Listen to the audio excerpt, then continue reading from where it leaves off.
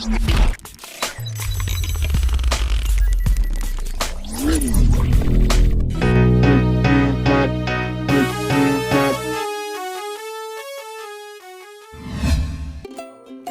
wabarakatuh. Kembali lagi bersama channel saya. Kali ini saya akan mereview tentang materi e-commerce dan e-business. Ya, pada kesempatan kali ini saya membahas materi bersama kelompok saya, yaitu kelompok 1 dalam tugas pengantar teknologi informasi. Yang pertama ada Rizky Adi Prasetyo, yaitu saya. Lalu ada Noval Rizky Syahroni. Lalu ada Wahyu Iza Mahadika. Ya, pembahasan pertama yaitu pengertian e-commerce dan e-business. E-commerce merupakan transaksi perdagangan yang dilakukan lewat internet. E-commerce melibatkan individu dan organisasi yang tidak dibatasi oleh batas teritorial negara. E-business merupakan suatu istilah yang digunakan untuk memberi nama pada kegiatan bisnis yang dilakukan dengan memanfaatkan teknologi internet.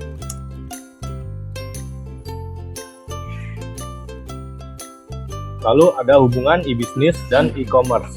Ada dua operasional perusahaan dalam e-commerce, yaitu yang pertama, pihak internal, bak keuangan, bak pemasaran, bak produksi, dan bagian fungsional lainnya. Yang kedua, pihak eksternal, yaitu pelanggan, pemasok, pemerintah, konsumen, dan lingkungan lainnya.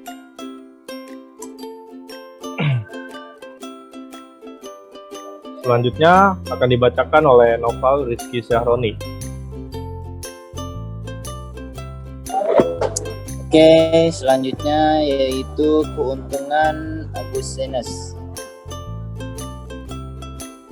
Yang pertama ada efisiensi.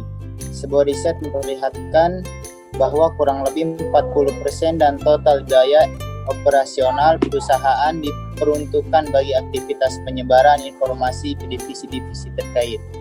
Yang kedua, effectiveness.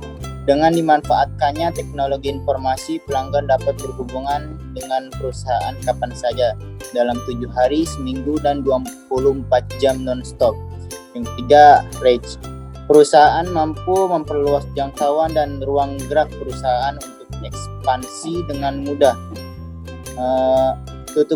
Buka kurung, menembus batas ruang dan waktu dan tanpa memerlukan biaya yang relatif mahal. Yang keempat, struktur. Konsep brick and mortar menjelma menjadi click and mortar telah mengubah perilaku perusahaan dalam pendekatan bisnis. Yang kelima, opportunity. Terbukanya peluang yang lebar bagi pelaku bisnis untuk berinovasi, menciptakan produk-produk atau jasa-jasa baru akibat ditemukannya teknologi baru dan masa ke masa.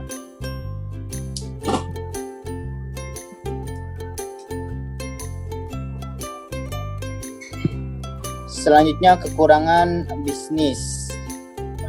Pencurian informasi rahasia yang berharga, gangguan yang timbul bisa menyingkap semua informasi rahasia tersebut pada pihak-pihak yang tidak berhak dan dapat mengakibatkan kerugian yang besar bagi si korban. Kemudian, kehilangan kesempatan bisnis karena gangguan pelayanan. Kesalahan ini bersifat kesalahan non-teknis seperti aliran listrik tiba-tiba padam dan jarang yang tidak berfungsi. Selanjutnya, kehilangan kepercayaan dari para konsumen. Ini karena berbagai macam faktor, seperti usaha yang dilakukan dengan sengaja oleh pihak lain yang berusaha menjatuhkan reputasi perusahaan tersebut. Kemudian, penggunaan akses ke sumber oleh pihak yang tidak berhak, misalkan pembobolan sebuah sistem perbankan oleh hacker, kemudian memindahkan sejumlah rekening orang lain ke rekeningnya sendiri. Selanjutnya, kerugian yang tidak terduga disebabkan oleh gangguan yang dilakukan dengan sengaja, ketidakjujuran, praktek bisnis yang tidak benar, dan kesalahan faktor manusia atau kesalahan sistem elektronik.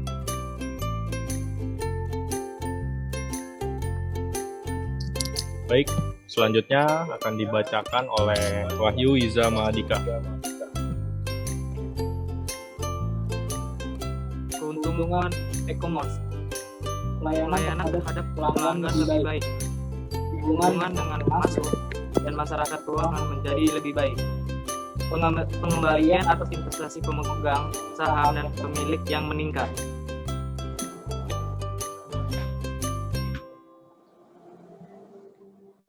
Kekurangan e-commerce, menggunakan internet yang tidak mungkin diakses di kita, khususnya di era pedalaman. Penjelasan mengenai item hanya sedikit, hanya meliputi dasar-dasar item tersebut. Tampilan webnya sangat monoton. Barang yang dijual tidak ditampilkan seluruhnya. Jika item yang